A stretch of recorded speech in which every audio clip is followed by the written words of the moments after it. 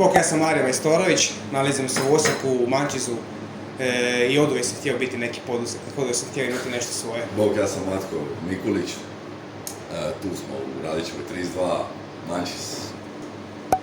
Pa ne znam, možda manjak neke ponude, ne znam. Zato što mi smo gledali da uzmemo sve što kvalitetnije, možda da je bude malo veća cijena, da sve i dalje bude naš on point, a dok drugi mislim.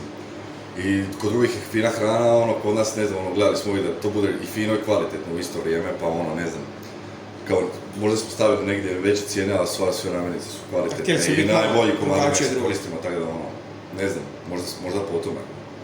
Pa htjeli smo biti drugačiji od drugih, malo uvesti nešto novo, nešto ima to poluameričko, svega malo pomiješano u to, tako da, eto, to nas je nadahnulo.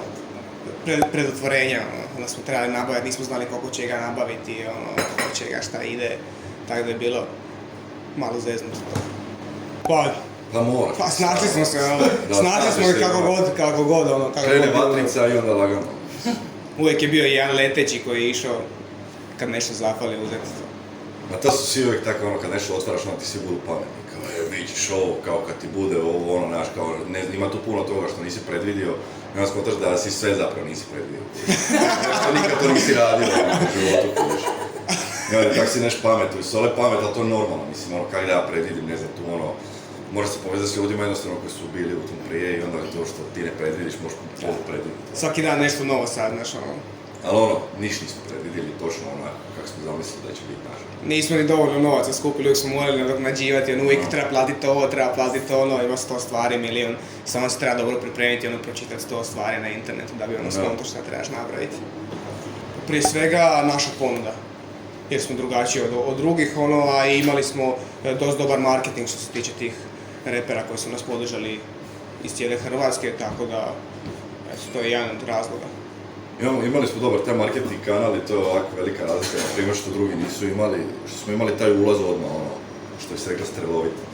Uletili smo odmah i odmah je bila vatra, znaš, prije kad otvoriš inače kontam da lagano trebaš sticati neko povjerenje kupaca i nama su odmah navalili radi tih drugih stvari, onda je to bilo isto malo možda čak i nije bilo dobro, da se nismo uopće mogli pripremiti na to. Vjerujem drugi kad otvore prvo rade lagano, pa sve bolje i bolje, nama je krenulo odmah, atak, ne znam, ne može se snaći. Glavu kroz zid. Pogreške što smo kupili neke nepotrebne stvari prije reda, kupili smo miješalicu za meso 500 eura, a kod Ravlića ili nekoj drugoj mesnici mogu nam to za besplatno iznijeti i sad to ćemo vratiti nazad. Trošili smo novce za neke stvari unaprijed što nismo ni razmišljali. Da, imamo kikseva pa. Da, ima dosta kikseva što se tiče toga. Najvažnije se jako dobro pripremiti prije svega, bar stvarno proučiti, ispitati sve ljude, ne ići bez glave, tako da. Sad ne pitati ljude šta misle, dosta često nisam, kad pitaš čovjeka šta misli, onak sam ti kaže nešto bez, sam da nešto ispadne pametno. Jak si ti ne zamisli, ostane. Ne treba tako slušati sve ljude, treba odvojiti ljude tipa koji su i koji imaju nešto u tome prije i neke rezultate, onda njih pitati za mišljenje.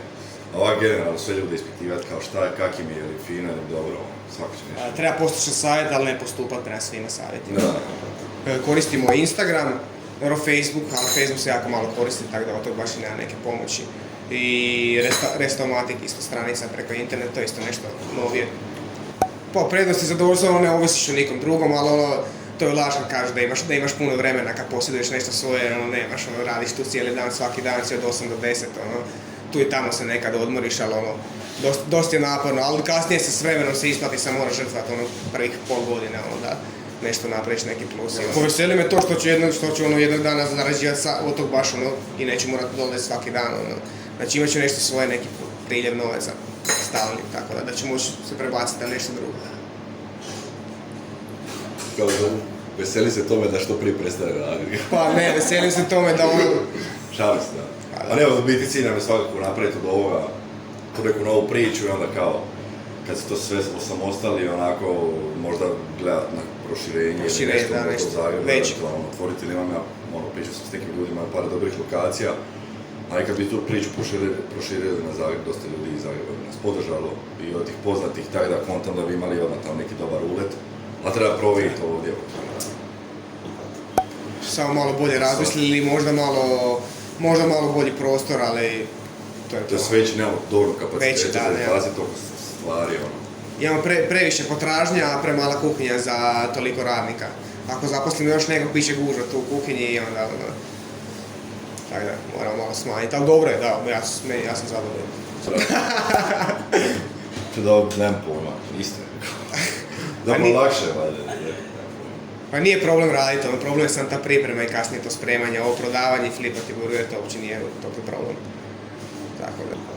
Kod nas je onak zanimljivo to što, na primjer, imate na Glovu, kao on sam vjerovatno izdvaja kao najprodavanije proizvode, mi ne znam, imamo tu... Svi su nam najprodavaniji proizvodi. Možda 2 proizvoda nema na najprodavanijim proizvodima, tako da je dobro, jer dosta proizvoda nema kao nešto što se najviše uzima. Mislim, ima statistički, ali ono, generalno to su male oscilacije između tih brojeva, tako da ono, sve nam dobro ide, a šta bi ja izdvojio?